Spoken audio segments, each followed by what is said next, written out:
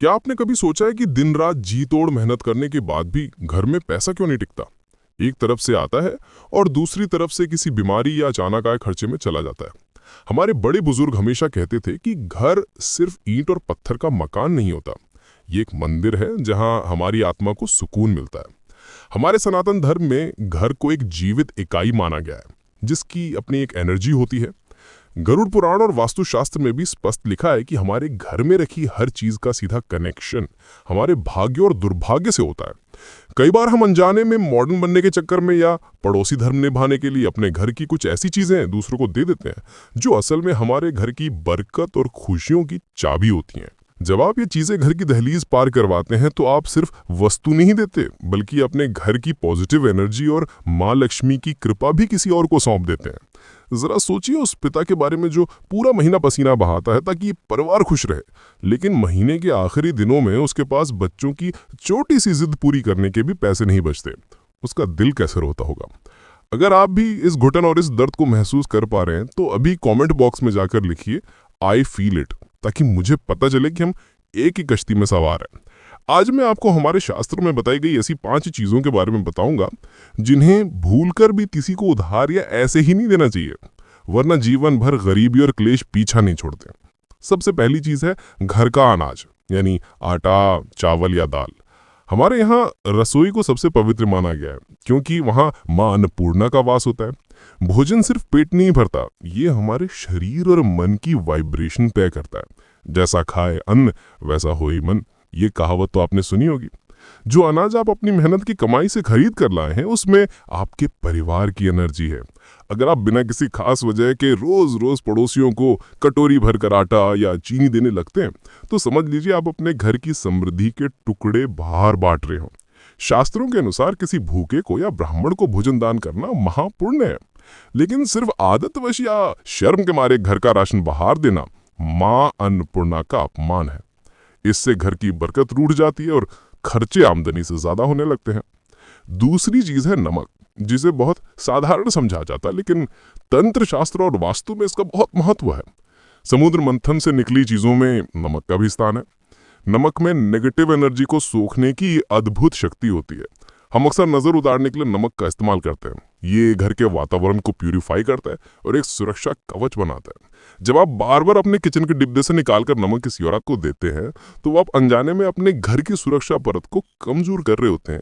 ये ऐसा है जैसे आपने अपने घर की सुख शांति और स्थिरता को अपने हाथों से बाहर भेज दिया हो। पुराने जमाने में लोग शाम के बाद नमक किसी को नहीं देते थे, क्योंकि उनका मानना था कि इससे घर की लक्ष्मी चली जाती है। इसलिए नमक को बहुत संभाल कर रखें, ये आपके घर की पॉजिटिविटी का आधार है। अब बात करते हैं तीसरी और चौथी चीज की, जिन्हें लोग अक्सर दूसरों को दे देते हैं और फिर जिंदगी में अजीब सी रुकावटें और परेशानियां महसूस करते हैं। तीसरी चीज है घर का पानी।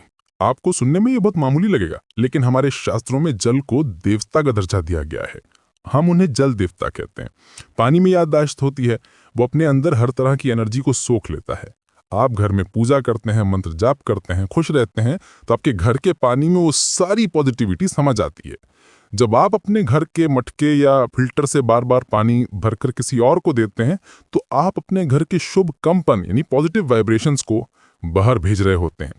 हाँ, किसी प्यासे को पानी पिलाना सबसे बड़ा पुण्य है और आपको करना ही चाहिए, लेकिन अगर ये आपकी आदत बन जाए कि कोई भी आया और आपने अपने पीने का पानी दे दिया तो धीरे धीरे आपके घर का एनर्जी बैलेंस बिगड़ सकता है। घर में जो शांति और सुकून का माहौल होता है वो कम होने लगता है। इसलिए कोशिश करें कि घर में इस्तेमाल होने वाले पानी को बहुत संभाल कर रखें। अगर किसी को देना भी पड़े तो मन में प्रार्थना करें कि हे जल देवता, ये सेवा भाव से दे रहा हूं, मेरे घर की ऊर्जा को सुरक्षित रखना। चौथी चीज है घर की अग्नि यानी आग का सोर्स। ये बात हमारी दादी नानी हमेशा मानती थी और ये हमारे शास्त्रों का ज्ञान है। घर के चूल्हे की आग या मंदिर में जलता हुआ दीपक ये आपकी घर की माँ लक्ष्मी और जीवन की गर्मी का प्रतीक है। हमारे यहाँ अग्नि को देवता माना गया है। सारे यज्ञ और हवन अग्नि को साक्षी मानकर ही किए जाते हैं। एक पुरानी कहावत है कि जिस घर का चूल्हा ठंडा हो जाए वो घर बर्बाद हो जाता है।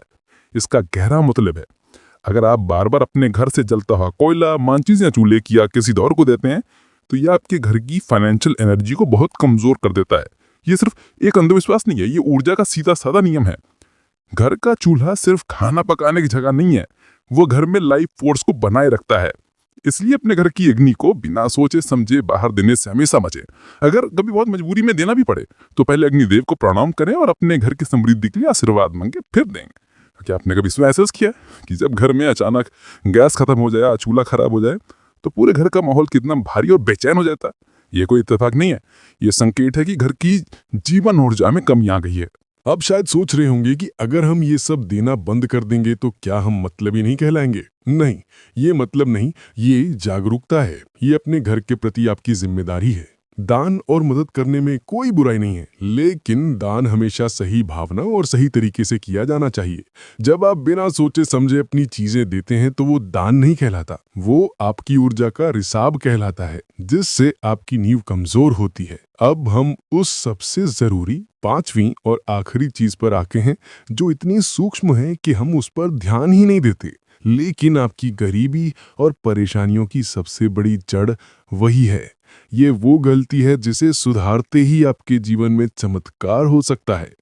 और अब हम आते हैं उस पांचवी और अंतिम चीज पर, जो सबसे गहरी है, सबसे शक्तिशाली है, और जिसे लोग अनजाने में रोज दूसरों को बांटते हैं और अपने ही पैरों पर कुल्हाड़ी मार लेते हैं। यही वो दरार है जहां से आपके घर की सारी खुशियां और पैसा बाहर बह जाता है। ये पांचवी चीज है आपके घर की पॉजिटिव एनर्जी और आपके शब्द।